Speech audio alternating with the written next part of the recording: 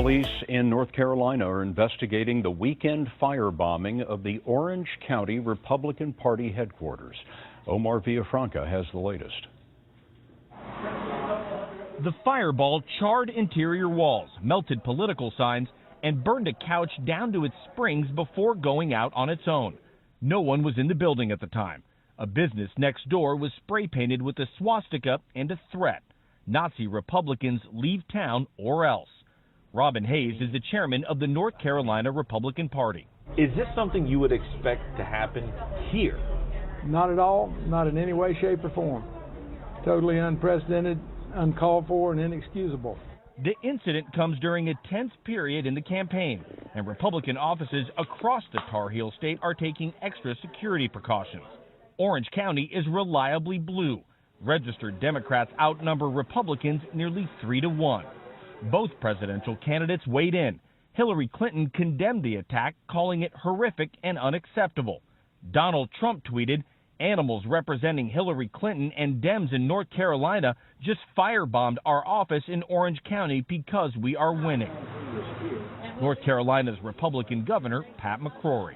I've got to make sure we take this extremely seriously because I don't want any retaliation from the other side. The worst thing we can do is have this expand into more violence, which is a direct assault on the democratic process. Investigators are still looking for clues and have not made any arrests. And Scott, in a rare showing of bipartisanship, Democrats helped raise more than $13,000 online to help rebuild the GOP headquarters. Omar Villafranca, thanks very much. And also in Springfield, a stabbing in the city's Indian Orchard neighborhood. Lieutenant Rowland also told 22 News a man was stabbed in the chest at the intersection of Dunhill Avenue and Du Bois Street. That was just before 7 tonight. He was taken to the hospital. Another person was found unconscious there as well. 2 people were arrested, but police have not released their identities. 22 News is following both of these stories. We'll bring you any new information as it becomes available, both on air and online at WWLP.com. Live in Springfield, Rachel Fazio, 22 News. And let's start off with breaking news, and we're covering several different stories right now from the live desk here. Several shootings overnight, multiple people in bad shape at this hour. First, a man shot in the torso, according to Phoenix police investigators, outside a barbecue restaurant in Phoenix. ABC 15's Katie Connors at this scene. It's going to be near the I-17 and Dunlap outside Bobby Q's. Katie? Chris, we know that police are still looking for the shooter. One man was shot here at Bobby Q restaurant. Now, this is a popular restaurant, but at night it turns into a very popular bar. There are a lot of people inside when one man, a 26-year-old, was shot in the lower back. Right now, he's in critical condition, but police are still looking for the shooter. All we know about the suspect description is he's a black male wearing a red shirt, and I'm told that he got away in a red Pontiac. That's all the description we have right now. As soon as we get more from police, we'll let you know at home. But back out here live, you can see security standing outside. They have tried the entire morning since shots were fired around 2:30 to keep the media back. They were even flashing lights in our cameras, wanting to push the media as this investigation unfolded here this morning. So again, as soon as we get a closer shot and also figure out what exactly led up to those shots being fired, we'll pass along to everyone at home. Well, thank you. It appears a Tucson bank robber has struck again, but this time wearing a mask. The latest crime took place at Tucson Federal Credit Union, 3801 East Speedway, just before noon today. Investigators believe the same man struck last week at the Washington Federal Bank, 4910 East Broadway.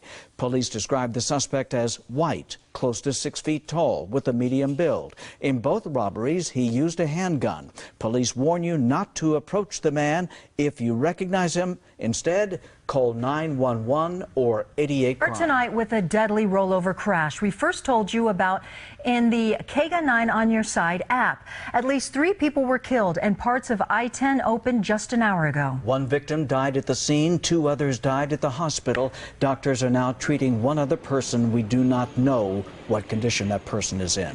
The crash happened just after rush hour this morning on westbound I-10 at Ruth Roth. It caused a major traffic backup for much of the day.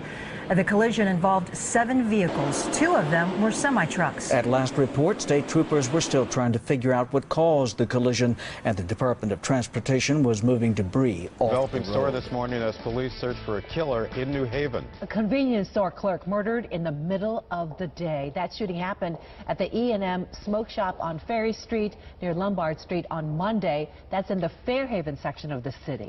News 8's Ken Pierce live at New Haven Police Headquarters this morning with the latest. Good morning, Ken. Good morning, Jocelyn and Keith. A lot going on with this story. A man gunned down in his own shop in the middle of the afternoon. There was a police chase. 4 people ended up in handcuffs, but there are still more questions than answers in this homicide in New Haven's Fairhaven section yesterday. It was about 1:30 in the afternoon when a man walked into the E&M smoke shop on Ferry Street. That man shot and killed 21-year-old Muhammad Jawad. He was part owner of the store. He also had a lengthy criminal history. And that's important to the case because police say robbery was not the motive in this shooting. Now, Jawad was last arrested in July, and when he was, police seized 27 bags of heroin, 4 bags of cocaine, and a jar of marijuana. This man was loved, however. News 8 cameras were there yesterday as Jawad's mother heard of her son's death and wailed in grief. His girlfriend calls him a good man she will miss very much. When he went to jail, I went crazy. I didn't eat, I didn't sleep, nothing, and it's like now he's gone forever.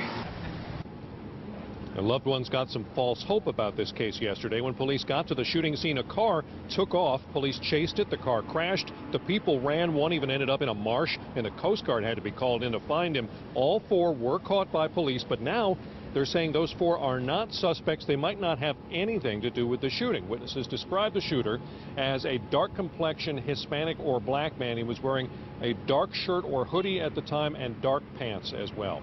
Live at New Haven Police Headquarters, I'm Ken Pierce. Jocelyn and Keith. Kim, what are police doing right now to try to track down that suspect? Well, right now they're looking at surveillance video cameras in that store, surrounding businesses, maybe some of the homes around there too. They're also looking for the public's help. Anyone with information is asked to please call the New Haven Police Department. Ken Pierce reporting live. And now to a breaking news update. Tulsa police have released details on the pedestrian who was killed in a car crash in Midtown last night. Officers say the man was in his 70s. 2 Works for You reporter Giselle Puente is live near 21st and Sheridan, where that accident happened, with more on the wreck. Good morning, Giselle. Good morning, Tanaya. Daniel, the latest information we have from police is that the driver of the SUV was a juvenile. They say that they interviewed him and then later released him to his parents. Investigators didn't find that he broke any traffic laws. Officers say the wreck happened last night around 7 o'clock on South 68th East Avenue. Witnesses told police the man was walking west along 21st, crossed the street, and then was hit by an SUV. The man was hit near the middle of the 4-lane road, which caused serious leg, neck, and head injuries. EMSA paramedics arrived quickly to the scene, but the man was pronounced dead. One of the witnesses told us when he saw that SUV hit the pedestrian. It's dark here, the street lights are out. I don't think the car that hit the guy saw the pedestrian either. It was a bad deal. Darren Matlock believes this area doesn't have very good lighting, which could have resulted in the accident. Traffic investigators from the Mingo Valley Division investigated the scene. Now, coming up at 5:30, how that witness you just heard from helped after seeing the accident. Reporting in East Tulsa, Giselle Puente, 2 Works for You. News in 6, one of our top stories on WWLP.com right now. A 16-year-old from Massachusetts is now on the state's most wanted list for allegedly shooting and killing a man. Jaden Smith of Fall River and another suspect who has not been identified are accused of shooting and killing 29-year-old Gerard Cohen. The other suspect was arrested, but Smith disappeared.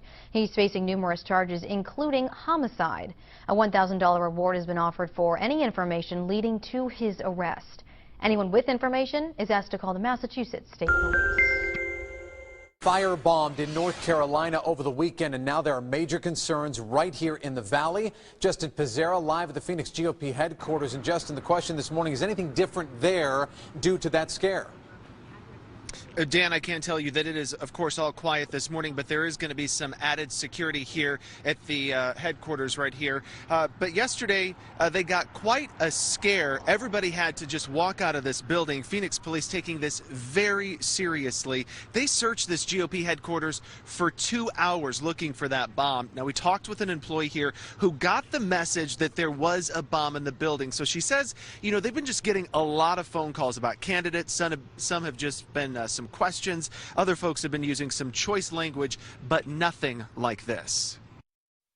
So the phones were busy, and I went to retrieve messages off the machine, and one of the messages said, you know, you better get out of the building. There's a bomb in the building. So.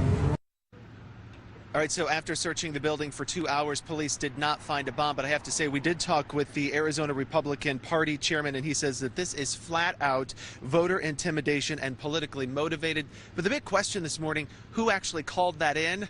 This morning, that is still a big mystery. We're live in Phoenix. Justin Pizzera, ABC.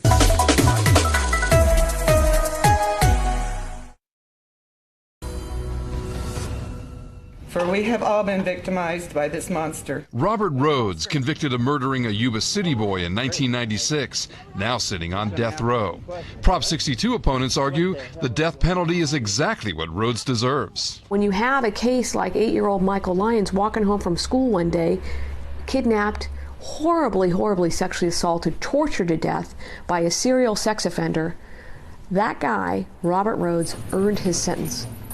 And we have an obligation as a society to deliver on that promise that jury made. But if Prop 62 passes, he'll be resentenced to life in prison without the possibility of parole. Supporters of the proposition contend California's death penalty is a failure. It doesn't function to bring prompt justice.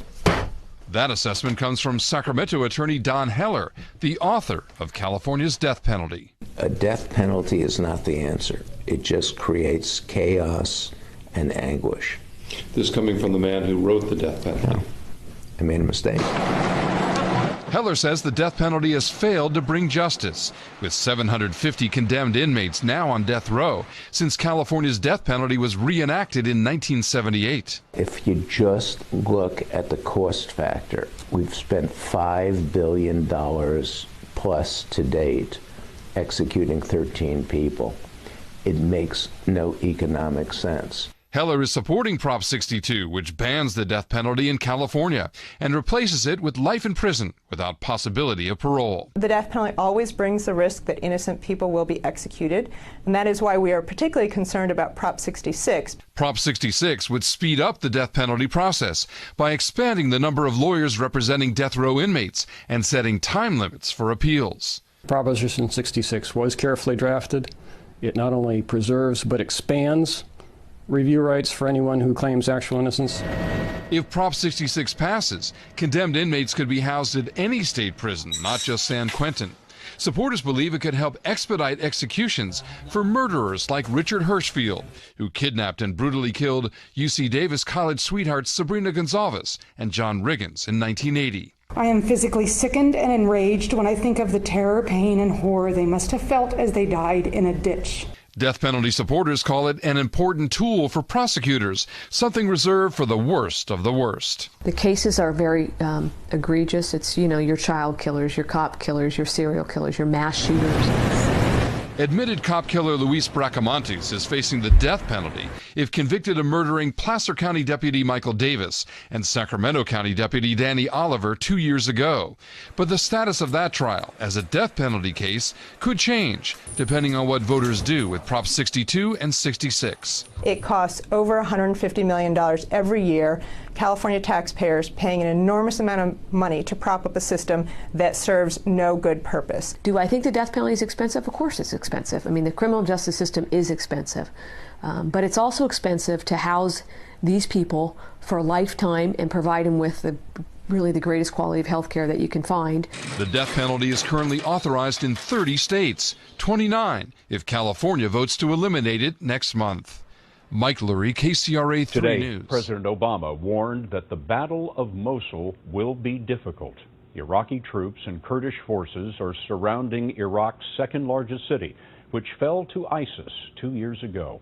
They're backed by American airstrikes and U.S. Special Forces. Holly Williams is on the battlefield.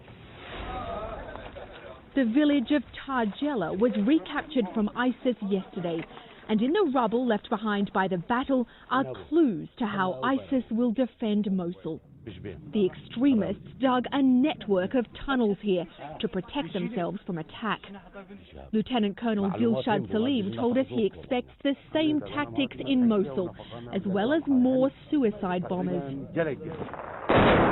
The battle for Mosul began in villages on the eastern side of the city, where Kurdish fighters went house to house yesterday, hunting down the ISIS gunmen holding out there. U.S. coalition airstrikes demolished the tunnels in Tarjela, which was abandoned by its residents over 2 years ago. 3 airstrikes, 3 U.S. airstrikes targeting the tunnels. 4 targeting the tunnels. But in Mosul, home to around 1 million civilians who are effectively human shields, airstrikes will be difficult without massive casualties. ISIS released this propaganda video today, claiming that life in the city is normal and showing the extremists fighting off the offensive. But normal life in Mosul also includes this warning: another brutal execution of a man they claim is a spy. ISIS is hunkering down, preparing to defend the biggest city in its so-called Islamic State. There are also fears that ISIS could use chemical weapons in the battle for Mosul. And Scott, last month, American airstrikes destroyed what the U.S. says was a chemical weapons plant in the Mosul area. More tomorrow on CBS This Morning. Holly Williams, thanks.